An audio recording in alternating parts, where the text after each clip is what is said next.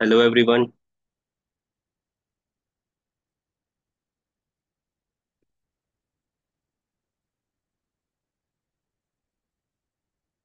हमारा industrial fire and safety crash course का ये थर्ड वीडियो है।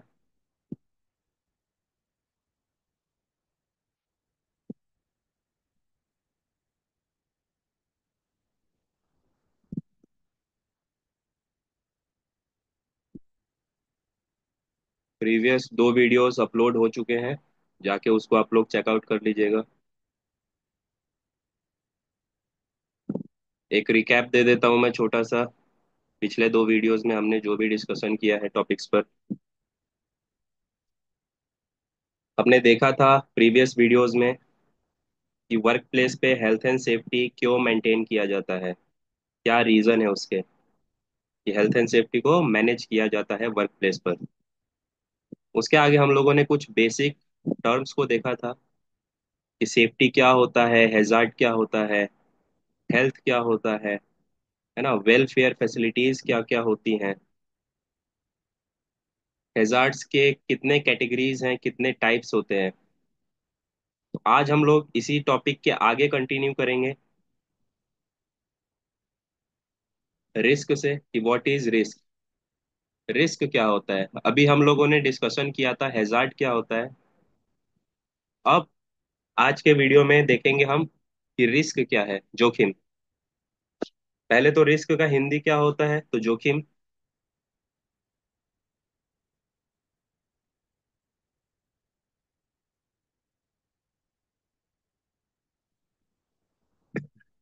डेफिनेशन क्या है रिस्क का, तो इसको देख लेंगे। Risk is the combination of likelihood and consequence.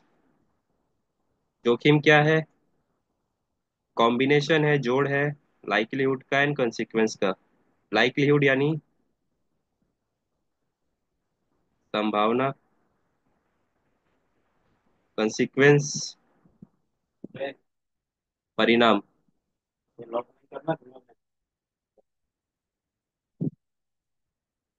अभी संभावना और परिणाम किस चीज का है ना, हमने डेफिनेशन तो पढ़ लिया कि risk is the combination of likelihood and consequence. यानी जोखिम क्या है, तो संभावना और परिणाम का जोड़ है जिसको कि हम लोग जोखिम बोलते हैं। लेकिन संभावना किस चीज का, परिणाम किस चीज से, है ना, ये भी क्वेश्चन उठता है। किस चीज से संभावना और किस चीज से परिणाम, तो किसी भी हैजार्ड से। एक, हम किस चीज का संभावना लगा सकते हैं अकॉर्डिंग टू रिस्क, किसी हैजार्ड का। कैसे, उसको देख लेते हैं। तो कोई खतरा है, मान के चलिए फॉर एग्जाम्पल सीलिंग फैन है। ठीक, सभी के घर में सीलिंग फैन। तो सीलिंग फैन किस कैटेगरी का हैजार्ड है, फिजिकल हैजार्ड। अभी उसमें खतरा क्या है, सीलिंग फैन है, सस्पेंडेड है, झूल रहा है। ठीक, अभी उसमें डर बना रहता है कि अगर इसका कोई पार्ट लूज हुआ या चलते चलते कोई मैकेनिकल फेलियर हुआ इसमें, तो ये गिर सकता है, फॉल डाउन कर सकता है। ठीक, और गिरने का क्या चांस है, वो हम लोग जो भी लगाते हैं उसको लाइकलीहुड बोलेंगे। और गिर जाने के बाद जो भी चीज कंसिक्वेंस के रूप में मिलेगी उसको हम लोग रिस्क बोलेंगे। लेकिन एक बात यहाँ पे आपको और कंसाइडर करना है, ध्यान रखना है कि रिस्क जब भी होगा, ठीक, when ever risk person is include.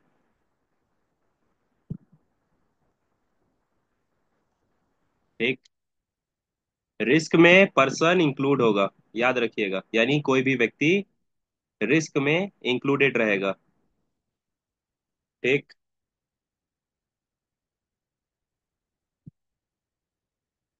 Hazard में क्यों इंक्लूड नहीं रहेगा, तो हैजार्ड क्या है, कुछ भी ऐसा चीज है जो कि पोटेंशियल रखता है कि हमें नुकसान पहुंचा सके, हमें हार्म पहुंचा दे।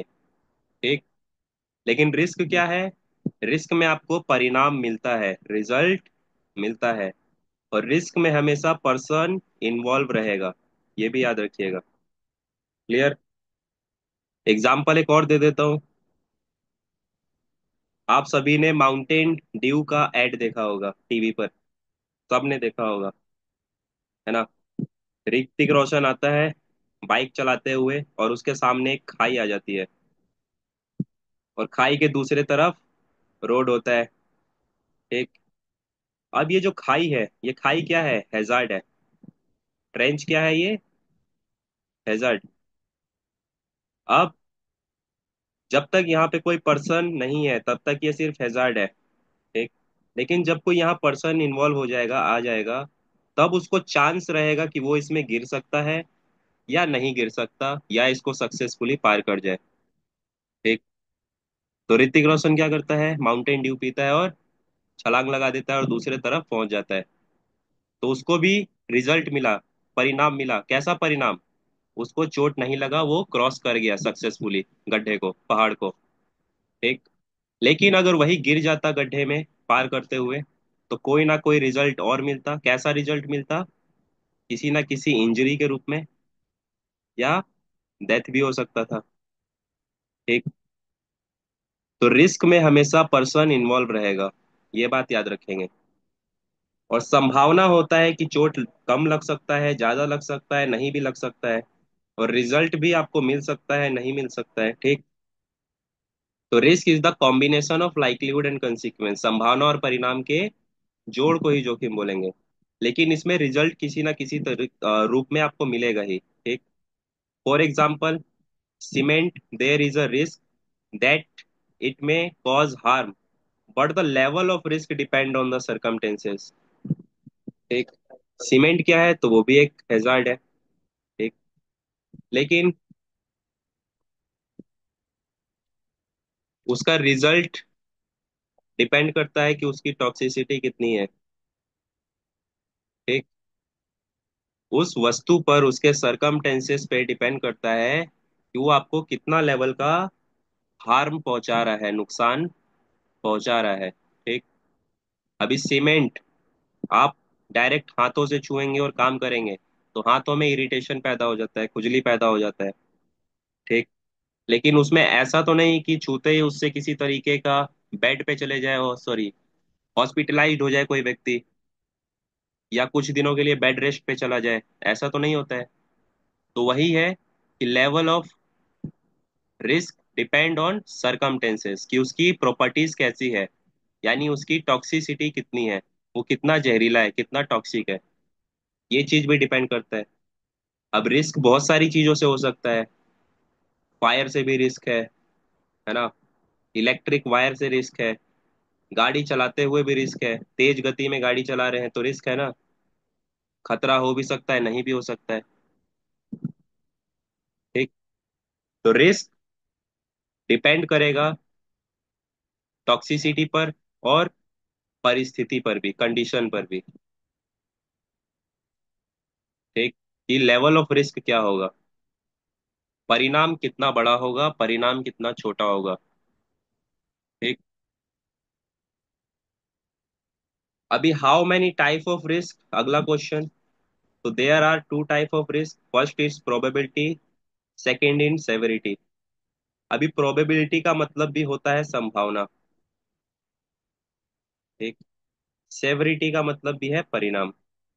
ठीक। तो रिस्क का दो ही टाइप्स है, प्रोबेबिलिटी एंड सेवेरिटी, संभावना और परिणाम। और इसी के जोड़ को हम लोग रिस्क बोलते हैं। ये वाला चार्ट या डायग्राम आप लोग बना लीजिएगा। ठीक। रिस्क कहाँ से क्रिएट होता है? तो हैजार्ड से। ठीक। हैजार्ड का ही हम लोग संभावना लगाते हैं, और हैजार्ड से ही किसी ना किसी रूप में परिणाम मिलता है। तब जाके वो जोखिम कहलाएगा। और यहाँ पे एक और पर्सन इन्वॉल्व हो जाता है, कौन? कोई व्यक्ति।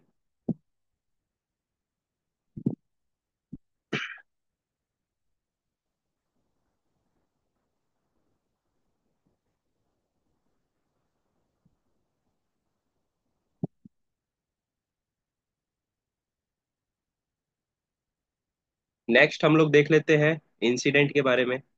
इंसिडेंट क्या है?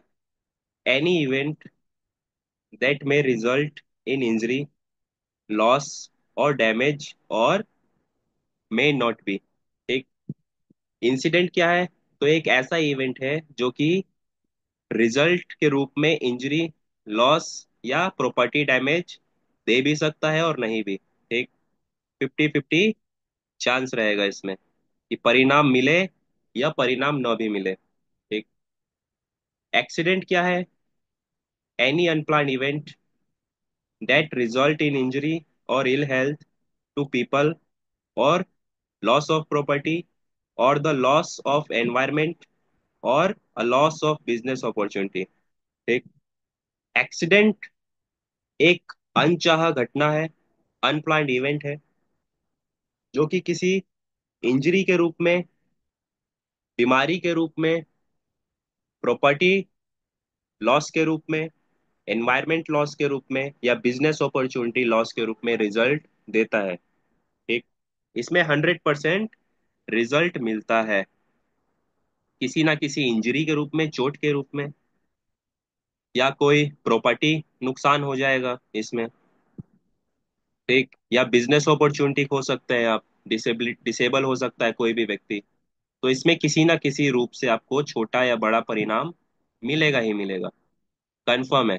लेकिन इंसिडेंट में क्या है? इंजरी, एक्सीडेंट्स मतलब इंजरीज वगैरह हो भी सकती है, नहीं भी हो सकता, लेकिन एक्सीडेंट में क्या है? आपको 100% रिजल्ट मिलेगा किसी ना किसी इंजरी के रूप में। ठीक,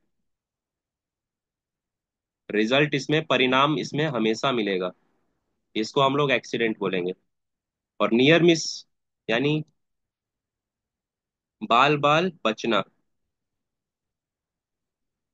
दुर्घटना का हिंदी क्या हुआ? सॉरी, एक्सीडेंट का हिंदी दुर्घटना, एंड इंसिडेंट का हिंदी घटना। ठीक, घटना घट भी सकती है, नहीं भी घट सकती, दुर्घटना घटेगी ही घटेगी। और नियर मिस का मतलब है बाल बाल बच जाना। तो नियर मिस क्या है, इसको भी समझ लेते हैं। अ near miss is an event, unplanned event, है ना। Near miss is an unplanned event that did not result in injury, loss, or damage, but had the potential to do so। यानी नियर मिस क्या है? ये भी एक unplanned event होता है, लेकिन इसमें आपको किसी भी तरीके से, किसी भी रूप में कोई भी रिजल्ट या परिणाम नहीं मिलता।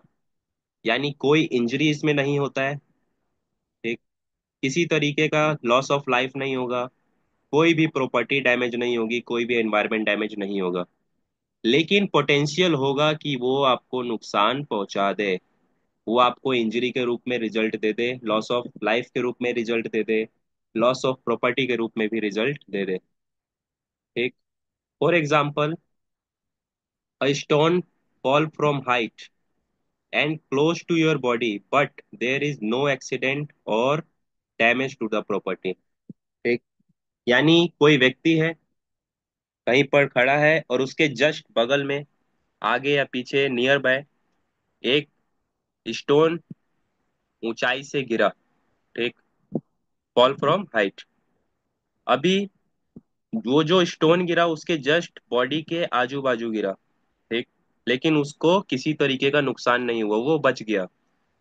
उसको बड़ी इंजरीज हो सकती थी लेकिन नहीं हुई। ठीक, तो उसी घटना को हम बोलेंगे नियर मिस, यानी बाल बाल बचना। ठीक है, तो अभी आगे बढ़ते हैं हम लोग नेक्स्ट स्लाइड पर।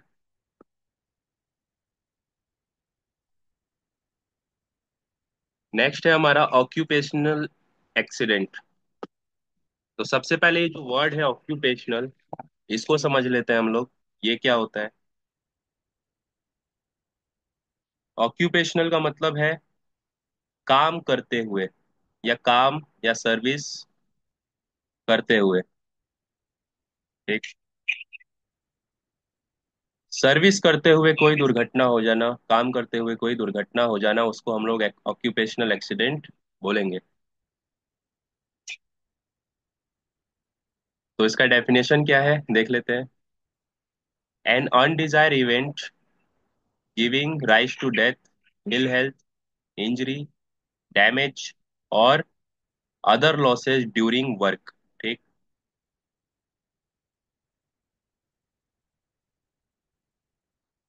तो ऑक्यूपेशनल एक्सीडेंट भी एक अनडिजायर इवेंट होता है, अनप्लान्ड इवेंट होता है,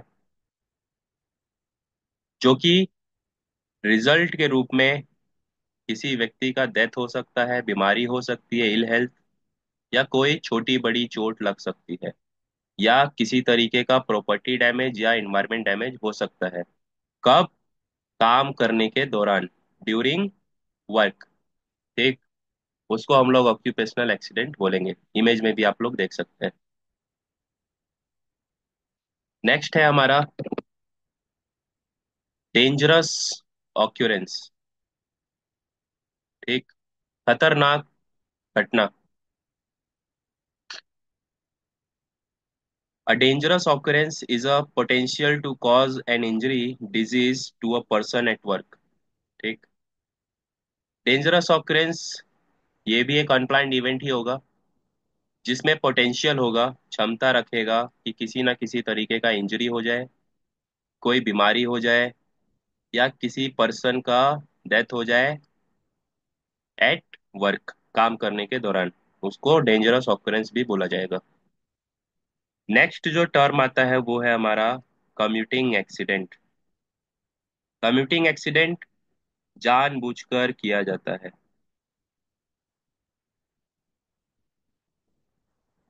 ठीक।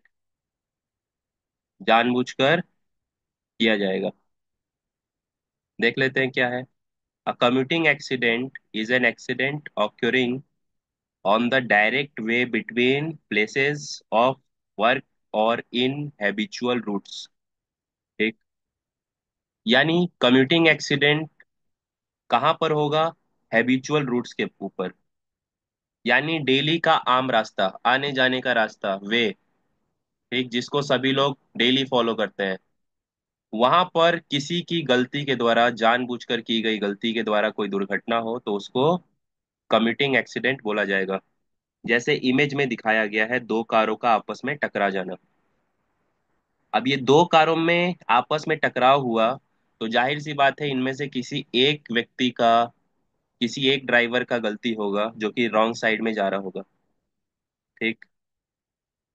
तो जो भी व्यक्ति रॉन्ग साइड में जा रहा होगा उसने क्या किया? जानबूझकर एक्सीडेंट किया। कैसे? क्योंकि उसने रूल्स को ब्रेक किया, रूल्स को तोड़ा, है ना, ब्रेक द रूल। रूल कब कोई ब्रेक करता है? जानबूझकर करता है। ठीक। रूल ब्रेक करेंगे तो कोई ना कोई इंसिडेंट, एक्सीडेंट होगा ही होगा। ठीक। आगे बढ़ते हैं। अभी एक्सीडेंट के टाइप्स को भी देख लेते हैं हम लोग, कि how many types of accident.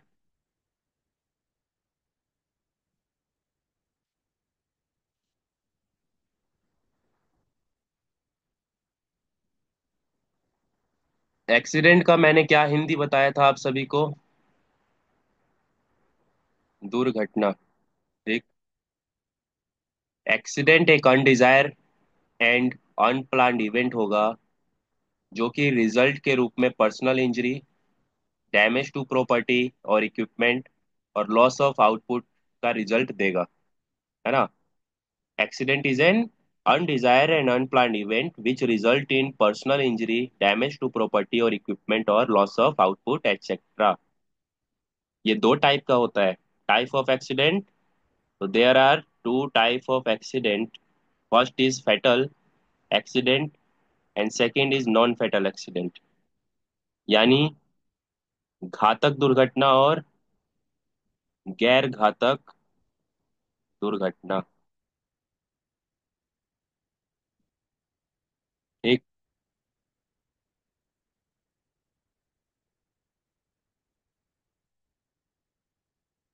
अब फैटल एक्सीडेंट क्या होता है उसको देख लेते हैं एक बार।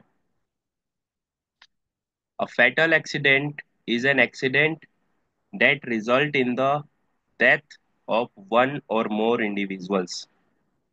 घातक दुर्घटना क्या है? फैटल एक्सीडेंट क्या है? तो यह एक ऐसा एक्सीडेंट है जो कि परिणाम के रूप में, रिजल्ट के रूप में किसी ना किसी व्यक्ति का डेथ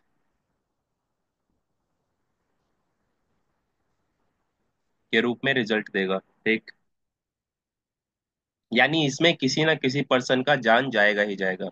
अब वो ये एक व्यक्ति भी हो सकता है और इंडिविजुअल्स भी हो सकते हैं, बहुत ज्यादा भी हो सकते हैं। ठीक। एक साथ कई लोगों की जान भी जाना फैटल एक्सीडेंट में ही काउंट होगा। अब इसके भी कुछ टाइप्स है।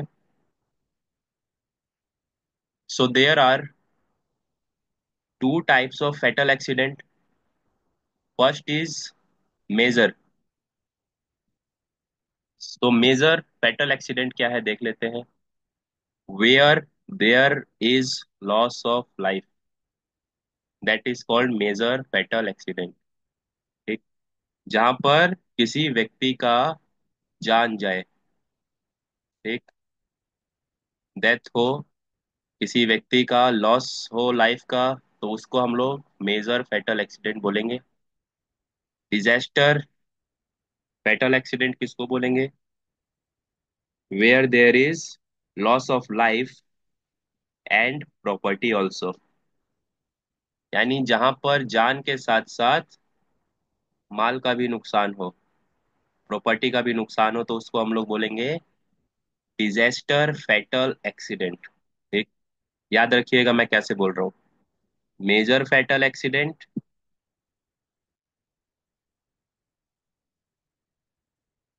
एंड डिजास्टर फैटल एक्सीडेंट, ये दोनों फैटल एक्सीडेंट का ही टाइप है। ठीक है। नेक्स्ट आ जाते हैं सेकंड पार्ट ऑफ एक्सीडेंट या सेकंड टाइप ऑफ एक्सीडेंट, जो है नॉन फैटल एक्सीडेंट, यानी गैर घातक। A non-fatal accident means injury, disability, loss of eyesight, loss of earsight, etc. है ना? यानी hearing loss, loss of eyesight, minor injury, major injury या डिसेबिलिटी, ये सब चीजें हमारी आती हैं नॉन फैटल एक्सीडेंट में, गैर घातक दुर्घटना में। यह भी दो टाइप का होता है। पहला minor, where there is no loss of life, जहां पर कोई लाइफ का लॉस नहीं होगा, डेथ नहीं होगा, तो क्या होगा? कोई ना कोई कट लगेगा, ग्रेज होगा, खरोच आएगा, है ना? हाथ पैर कुचल सकता है। ठीक। किसी को मोच आ सकता है या मसल इंजरी हो सकती है। ठीक।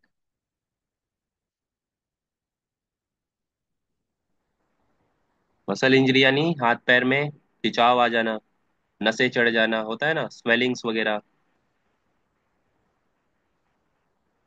स्वेलिंग यानी सूजन। तो ये सब हमारा माइनर नॉन फेटल एक्सीडेंट है। मॉडरेट एक्सीडेंट या मॉडरेट नॉन फेटल एक्सीडेंट क्या है? Where there is injury but no loss of life, यानी यहाँ भी किसी व्यक्ति का डेथ नहीं होगा लेकिन इंजरी होगी। अब इंजरी बड़ी भी हो सकती है, छोटी भी हो सकती है। ठीक। यानी कोई व्यक्ति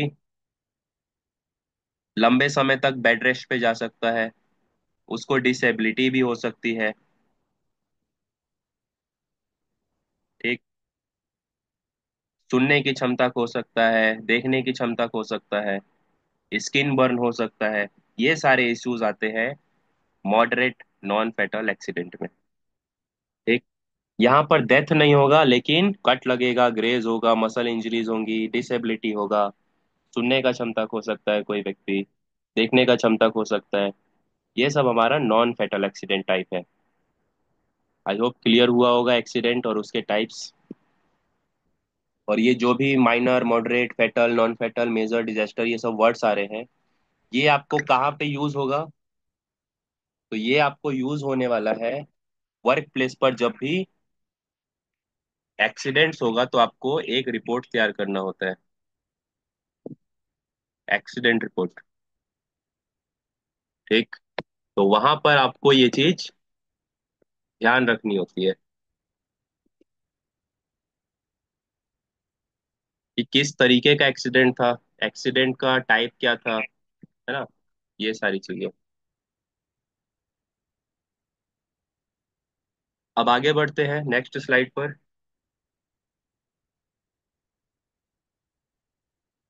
way of prevention of accident,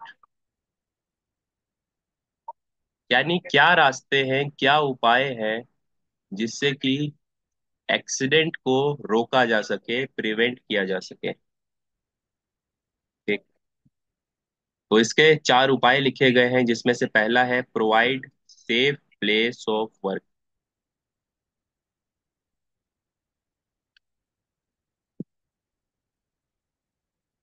यानी वर्क प्लेस पर जो भी वर्कर काम कर रहा है, उसको आप काम करने का प्रॉपर सेफ प्लेस प्रोवाइड करें। ठीक। यानी जहां भी वो काम कर रहा है वहां पर किसी तरीके का खतरा नहीं होना चाहिए।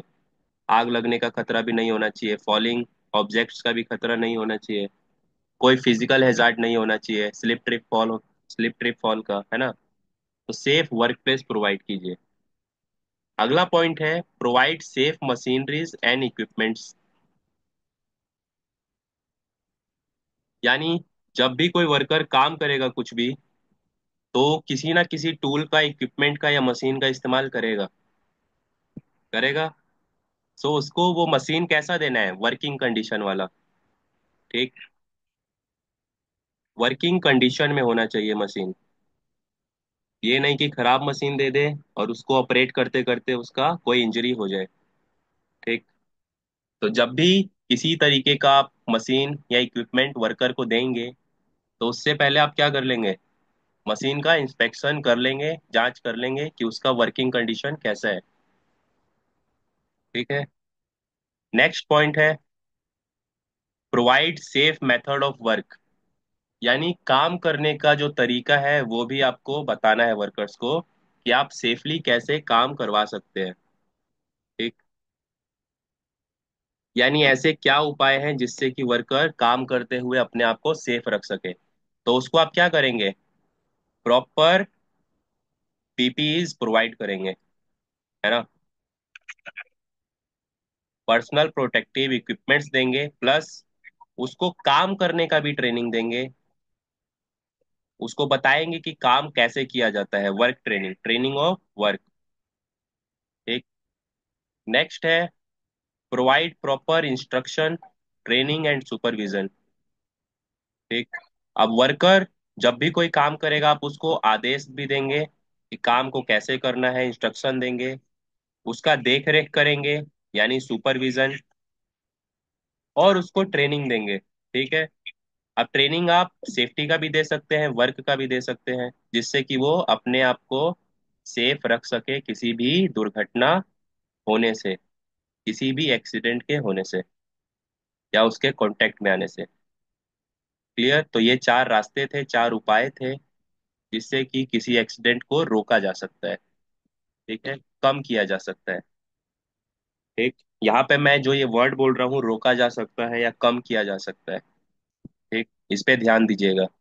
कभी भी हम एक्सीडेंट को जड़ से खत्म नहीं कर सकते। ठीक। क्यों नहीं कर सकते, क्योंकि यह अनप्लान्ड होता है। ठीक, अनचाहा होता है। ठीक, अनप्लान्ड इवेंट है। तो इसको हम कम कर सकते हैं किसी ना किसी मेथड या टेक्निक का इस्तेमाल करके। खत्म नहीं कर सकते, इस बात का ध्यान रखिएगा। एक एग्जाम्पल दे देते हैं इस पे हम, छोटा सा। मान के चलिए कोई व्यक्ति है, बाइक चला रहा है और पूरी सेफ्टी से चला रहा है। उसने हेलमेट पहना हुआ है, लिमिट स्पीड में बाइक को चला रहा है ना। और उसके पास गाड़ी के सभी पेपर्स वगैरह भी है, लाइसेंस भी है, सब कुछ है। अब वो तो सेफ्टी से चल रहा है, लेकिन पीछे से कोई अदर व्हीकल आके उसको हिट कर जाए, तो क्या हुआ। उसकी सेफ्टी तो पूरी थी लेकिन वो बच नहीं पाया, क्यों, किसी और की गलती की वजह से। ठीक। तो वही है, एक्सीडेंट अनप्लान्ड है। इसको आप कम कर सकते हैं, रोक सकते हैं, लेकिन इसको खत्म नहीं कर सकते।